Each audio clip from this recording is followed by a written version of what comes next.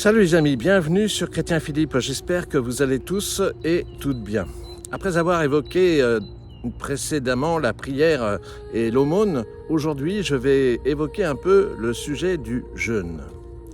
C'est un sujet particulièrement sensible à une époque où un tiers de la population mondiale meurt de faim et un autre tiers meurt pour cause de nourriture trop abondante. La sagesse voudrait que l'on mange pour vivre et non vivre pour manger.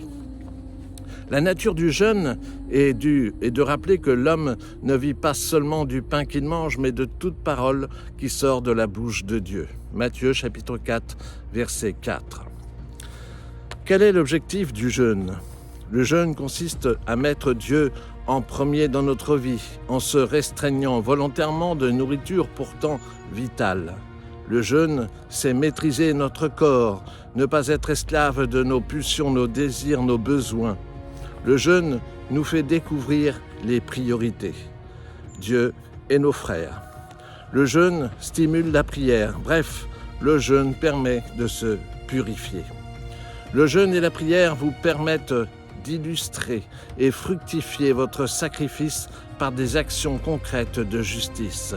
Isaïe chapitre 58, versets 6 à 11. Le jeûne est une pratique constante dans les Écritures saintes, dans le livre de Daniel au chapitre 9, verset 3, ou encore à l'époque de Moïse, Exode chapitre 34, verset 28, ou encore Deutéronome chapitre 9, verset 9 à 18.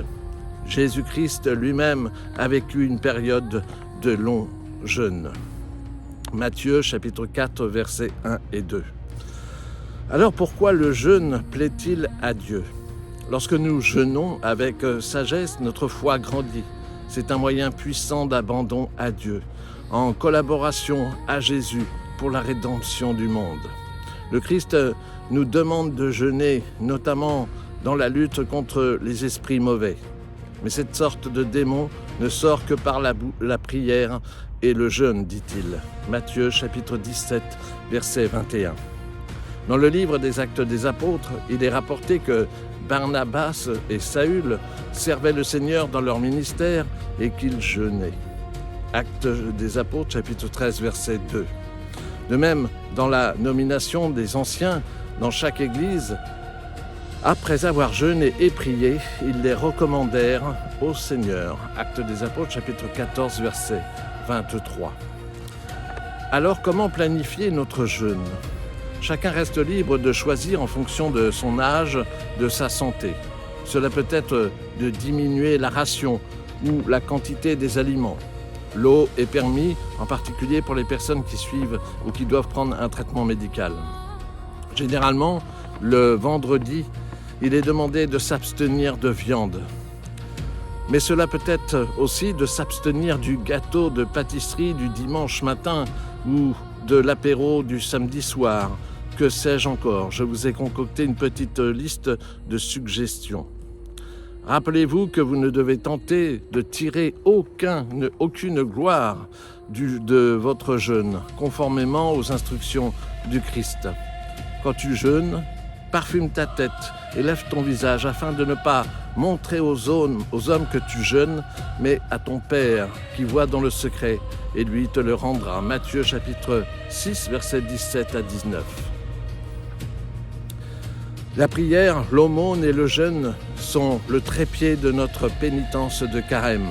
Les grâces de cette pénitence permettent d'inverser notre égoïsme en mettant Dieu au centre de notre vie et lutter contre l'injustice qui frappe nos frères. Je vous laisse avec cette belle parole du prophète Isaïe.